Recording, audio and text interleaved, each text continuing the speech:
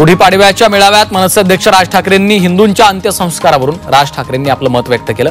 अंत्यसंस्काराला लाकडाचा वापर न करता विद्युत दाहिनीचा वापर करण्याचं रोखठोक मत राज ठाकरेंनी व्यक्त केलंय। राज ठाकरे यांच्या या भूमिकेनंतर संस्कृतीचा मुद्दा उपस्थित करत अनेकांनी त्याला विरोध केल्याचं पाहायला मिळालं।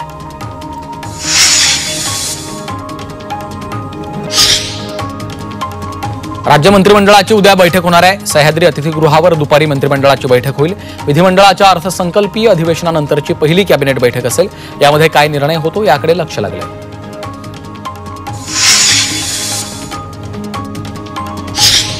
सोलापुरात धनगर समाजाच्या वतीनं विधान परिषदेचे सभापती राम शिंदेंचा जाहीर सत्कार करण्यात आला। विधान परिषदेच्या सभापतीपदी निवड झाल्याबद्दल राम शिंदेंचा घोंगडी काठी देऊन सत्कार केलाय। सभापतीपद ही शोभेचं आहे, आपल्या फोनवर अनेक कामं होतात अशी मिश्किल टिप्पणी यावेळी शिंदेंनी केली आहे। औरंगाबादचं नाव बदलायला 40 वर्ष लागली, पण अहमदनगरचं नाव आम्ही 16 महिन्यात बदललं असं राम शिंदे यांनी सोलापुरात म्हटलं। अहमदनगरचं नाव बदलण्याबाबत देवेंद्र फडणवीस यांनी एकनाथ शिंदेंना विनंती केली होती, त्यानंतर लगेचच एकनाथ शिंदेंनी हे नाव बदलल्याची घोषणा केली असं राम शिंदेंनी सांगितलं। जिल्हा बँकांकडे 101 कोटींच्या जुन्या नोटा पडून आहेत। 8 बँकांकडे 500 आणि 1000च्या नोटा पडून आहेत। जुन्या नोटा घेण्यास 8 वर्षांपासून आरबीआयने नकार दिला। या नोटा मनी लॉन्ड्रिंग मधील असल्याचा आरबीआयला संशय आहे।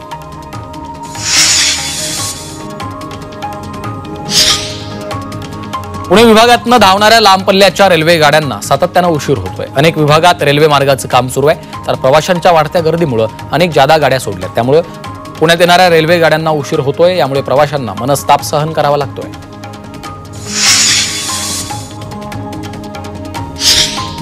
वाशिममधील 3000 जन्ममृत्यूचे दाखले रद्द करण्यात आले।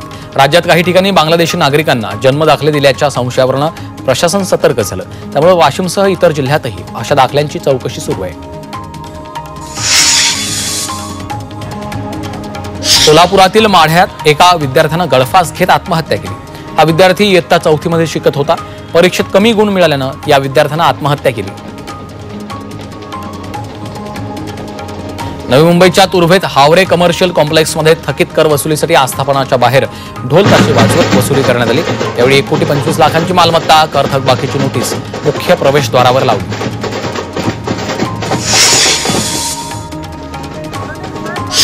बुलढाण्याच्या चिखलीमध्ये शेतकरी संघटनेनं जिल्हा बँकेसमोर मोर्चा काढला। सरकारनं निवडणुकीच्या काळात 7/12 कोरा करण्याचं आश्वासन दिलं होतं, मात्र आता सरकारनं शेतकऱ्यांना कर्ज भरायला सांगितल्यामुळे शेतकरी आक्रमक झाले।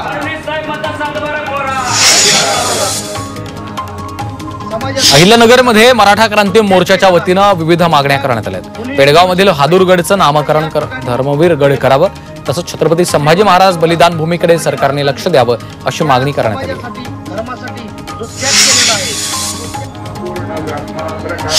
चैत्र शुद्ध तृतीयेनिमित्त देहू इथं गाथा पुनरुत्थान दिन उत्साहात पार पडला।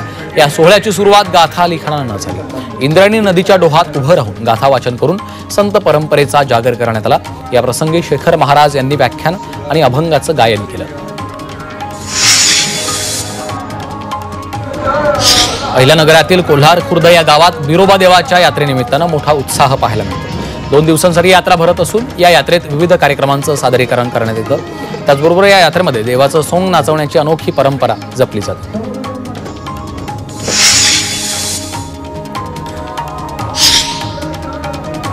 साताऱ्यातल्या डोंगरी भागात 15 एप्रिल ते 17 एप्रिल कोयना दौलत डोंगरी महोत्सवाचं आयोजन करण्यात आलं। शेतकऱ्यांना आधुनिक शेतीविषयक माहिती मिळावी यासाठी या महोत्सवाचं आयोजन केलं। तर महोत्सवाच्या सांगता कार्यक्रमात महाराष्ट्राची लोकधारा हा सांस्कृतिक कार्यक्रम देखील होणार आहे।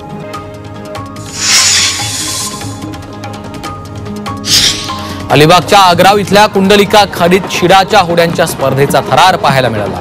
दरवर्षी एकविरा देवीच्या उत्सवानिमित्त या स्पर्धेचं आयोजन केलं जातं। स्पर्धा अनुभवण्यासाठी स्थानिकांबरोबर पर्यटकांची देखील मोठी गर्दी होते।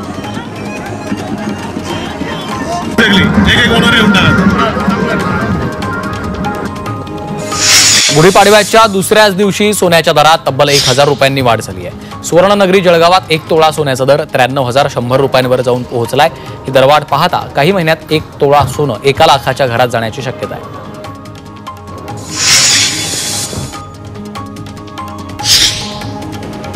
राज्याच्या मुख्य सचिव सुजाता सौनिक यांनी सरकारला खर्चावर नियंत्रण ठेवण्याचे निर्देश दिले.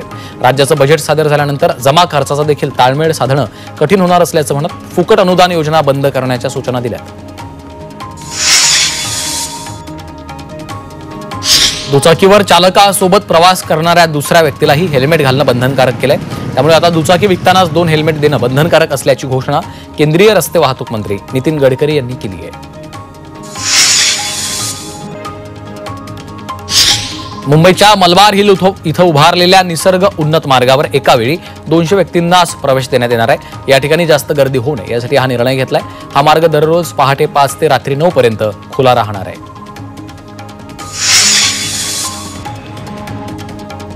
ठाण्यातील कुळगाव बदलापूर नगरपालिका ही MMR परिसरातील पहिली पेपरलेस नगरपालिका बनली आहे. पालिकेनं ई-ऑफिसची 100% अंमलबजावणी यशस्वीरित्या पूर्ण केली. या प्रणालीमुळे कर्मचाऱ्यांची कार्यक्षमता वाढण्यास मदत होणार आहे, तर नागरिकांना देखील काही कमी वेळेत जलद गतीनं सेवा मिळणार आहे. प्लॅटिनम हिऱ्यांचे दागिने गिफ्ट म्हणून देण्याचं आकर्षण तरुणांमध्ये वाढलंय. त्यामुळे सातत्यानं चांगल्या परताव्यामुळे श्रीमंतांचे गुंतवणुकीसाठी त्यांचं प्राधान्य वाढलंय. भारतातील प्लॅटिनम दागिन्यांच्या बाजारातील उलाढाल 2030 पर्यंत 20,000 कोटी रुपयांचा टप्पा पार करेल असा अंदाज आहे. आगामी वर्षामध्ये तांब्याच्या मागणीत 7% वाढ होण्याची शक्यता आहे. राष्ट्रीय महामार्ग विकास प्रकल्प आणि स्वच्छ ऊर्जा या प्रकल्पांमुळे तांब्याची मागणी वाढते. त्यामुळे तांब्याच्या मागणीत आणखी वाढ होण्याची शक्यता आहे. साईबाबांच्या शिर्डीमध्ये आता देशाच्या संरक्षण व्यवस्थेसाठी लागणाऱ्या बॉम्ब शेल्सचं उत्पादन होणार आहे. शिर्डी MIDC मध्ये डिफेन्स क्लस्टरचा भूमिपूजन सोहळा पार पडला. पालकमंत्री राधाकृष्ण विखे पाटील, माजी खासदार सुजय विखे आणि आमदार आशुतोष काळे यांच्या उपस्थितीमध्ये हा सोहळा पार पडलाय.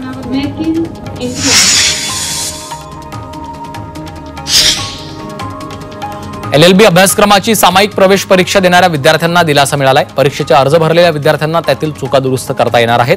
विद्यार्थ्यांना 3 एप्रिलपर्यंत अर्जात दुरुस्ती करण्याची संधी उपलब्ध करून देण्यात आली. विद्यार्थ्यांना आता नाव, जन्मतारीख, फोटो या सहीमध्ये बदल करता येणार आहेत.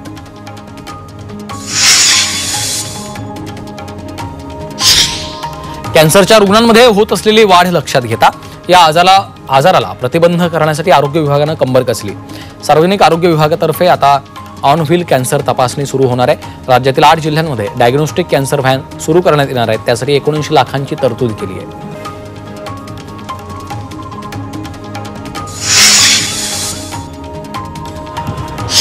नेपाळमधील राजेशाही समर्थकांच्या जनआंदोलनाला पहिल्याच दिवशी हिंसक वळण लागलं.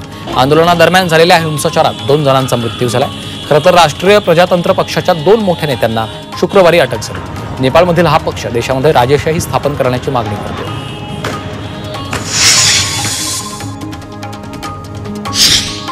आपल्या प्रायव्हसी पॉलिसीमुळे जगभर प्रसिद्ध असलेल्या ऍपल कंपनीला मोठा दणका बसला.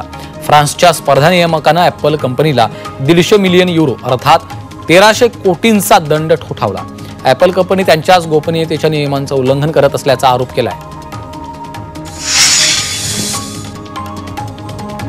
कल्याणमध्ये मेल एक्सप्रेसमध्ये प्रवाशांच्या पर्स चोरी करणाऱ्या सराईत गुन्हेगाराला अटक केली. त्याला नवी मुंबईतनं ताब्यात घेण्यात आलं. पोलिसांनी त्याच्याकडनं 4 लाखांचा ऐवज हस्तगत केला. त्यानं 6 गुन्ह्यांची कबुली दिली.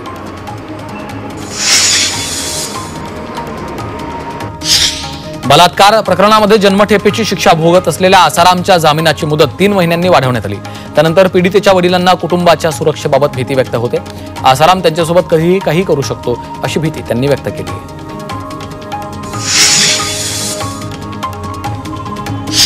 उल्हासनगरात ट्रकनं उच्च दाबाच्या विजेच्या खांबाला धडक दिल्यामुळे अपघात झाला. कॅम्प 5च्या भाटिया 5 दुकाने रस्त्यावर झालेल्या धडकेत अनेक खांब रस्त्यावर कोलमडून पडले आणि वाकलेत. विद्युत तारा रस्त्यावर पडल्यानं अपघाताची भीती होती. सध्या इथले विद्युत पुरवठा खंडित करून दुरुस्तीचं काम हाती घेण्यात आलंय.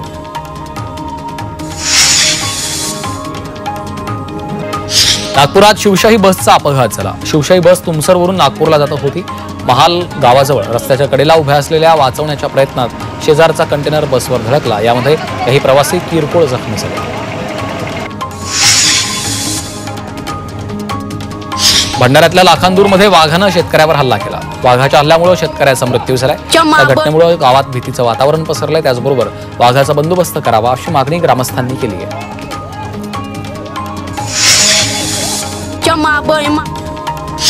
शासनानं राज्य मासा असा दर्जा दिलेल्या सिल्वर पापलेट या माशाच्या पिल्लांची मोठ्या प्रमाणात कत्तल होते। या लहान पिल्लांची मासेमारी करणाऱ्या मच्छीमारांविरोधात दंडात्मक कारवाईची मागणी होती। पालघरमधल्या मच्छीमारांनी शासनानं कठोर पावलं उचलावीत अशी मागणी केली।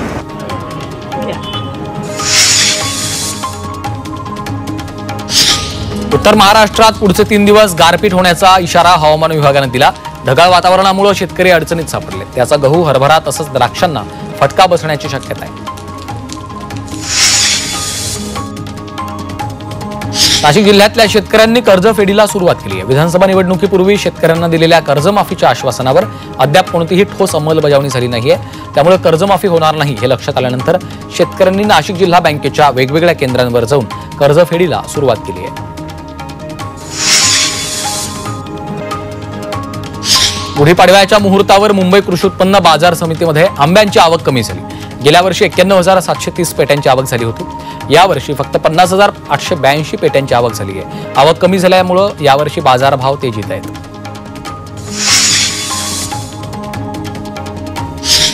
उन्हाच्या झळा जसजशा वाढतायत तसंच राज्यातल्या धरणांमधील पाणी साठा झपाट्यानं खालावत चाललाय। त्यामुळे लवकरच पाणी पुरवण्याचं नियोजन करावं लागणार आहे। राज्यात 2,997 धरणं आहेत। 2 आठवड्यांपूर्वी 50% असलेला पाणी साठा आता 47% आलाय।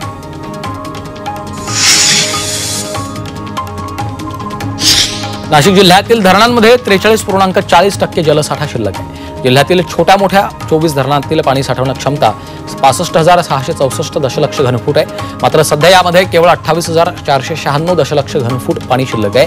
उन्हाचा कडाका वाढतोय, त्यामुळे धरणांमधील जलसाठा कमी होतोय।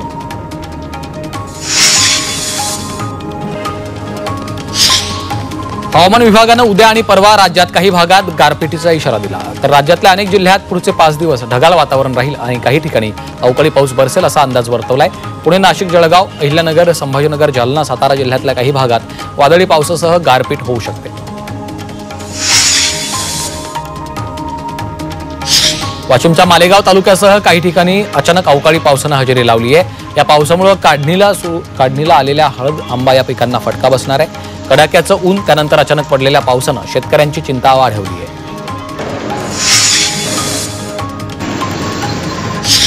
येवल्यात अवकाळी पावसानं हजेरी लावली। अचानक आलेल्या पावसामुळे नागरिकांची तारांबळ उडाली। पावसामुळे काढणी झालेल्या गहू पिकाचं नुकसान होण्याची भीती आहे, त्यामुळे शेतकऱ्यांची चिंता वाढली आहे।